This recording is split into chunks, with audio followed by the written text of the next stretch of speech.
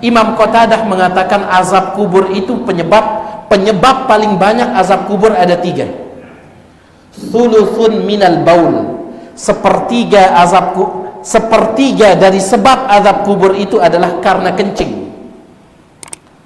Sepertiga dari sebab azab kubur karena kencing. Ya, ya. Mereka kan duit dengan sing ini. Pas berhonda melihat menek, langsung pinggirkan motornya, kemudian menek sudah. Tidak ada malu sedikit pun sebagian manusia. Ya, pakai motor ingin kencing, langsung dia hentikan motornya, kencing di pinggir jalan, kemudian tidak cebok, tidak nerbesu. Ada dengan segini ke? Duit. Bahkan waktu yang layak jamaah sekalian, tatkala tiang pulang dari Jakarta, ya, jalan ke bandara itu harus masuk tol. Subhanallah, arak dengan yang ngadu mobil, kemudian mobilnya dia hentikan, menek lek tengah tol no. Subhanallah, dia pakai mobil, mungkin kebelet ingin kencing, kebelet, langsung dia hentikan mobilnya di tengah tol itu, dia kencing. Tahu dan tol selaput dengan begitu. Subhanallah. Kata Imam Qatadah, thuluthun minal baul, sepertiga dari sebab azab kubur itu ada pada kencing. Wa thuluthun minal ghibah, sepertiganya ada pada ghibah. Dosa apa? Lisan, azab kubur. Wa thuluthun minan namimah, dan sepertiganya itu karena namimah. Dosa apa Malik? Lisan. Berarti 2/3 ada pada lisan, azab kubur ini. Selaku dakwah sering mendengar hadis Nabi SAW melewati 2 buah kubur, yang kedua penghuninya sedang disiksa. Kata Nabi SAW, innahuma la yu'adzaban, kedua isi kubur ini sedang disiksa oleh Allah. Wa ma yu'adzabani fi kabir, mereka disiksa gara-gara dosa besar yang mereka anggap kecil. Amma ahaduhuma fakana la yastatiru minal baul, salah satunya disiksa di dalam kubur karena tidak memperhatikan masalah kencing itu. Wa ammal akhar, yang satunya fakana yamshi bin namimah, selama hidup sering melakukan namimah. Dalam riwayat yang lain fakana yamshi bil ghibah, sering melakukan ghibah. Jadi jaga lisan kita, selamat di dunia, selamat tatkala akan meninggal dunia, selamat di dalam kubur, dan yang paling penting selamat pada hari kiamat.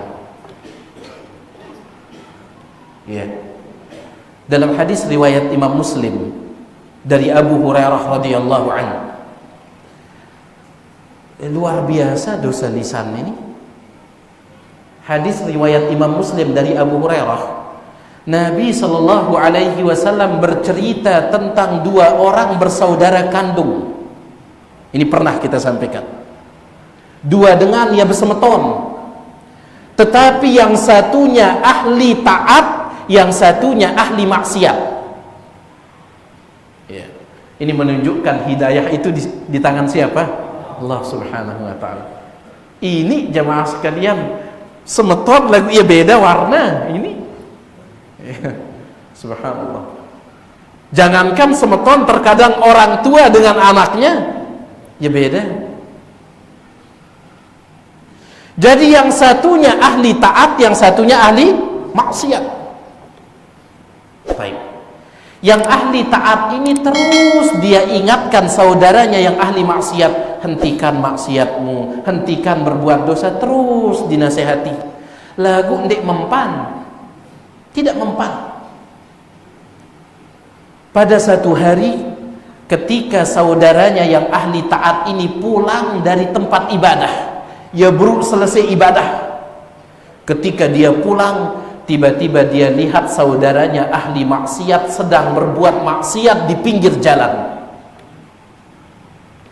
Berarti selama ini nasihat saya tidak mempan, kata dia. Pulang ibadah dia temukan saudaranya berbuat maksiat, maka dia pun marah, dia kesel, dia mengatakan, wallahi lan yaghfirallahu laka, demi Allah, Allah tidak akan mengampunimu. Bersumpah dengan nama Allah, Allah tidak akan mengampunimu. Padahal jamaah sekalian, masalah kita diampuni atau tidak, kita tahu atau tidak? Kita tidak tahu. Tetapi lihat, dia tidak mampu menahan lisannya.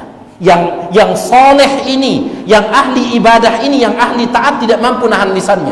Demi Allah, Allah tidak akan memaafkanmu. Apa kata Nabi SAW? Fa'amatahum Allah atau fatawaffahum Allah. Allah pun mewafatkan mereka berdua. Allah jadikan mereka berdua wafat. Setelah itu Allah bangkitkan mereka berdua. Apa kata Allah Subhanahu wa ta'ala? Man dzal ladzi yata'alla 'alayya alla aghfira li fulan. Siapa engkau sehingga engkau berani mengatakan bahwasanya aku tidak akan mengampuni hambaku ini? Siapa engkau?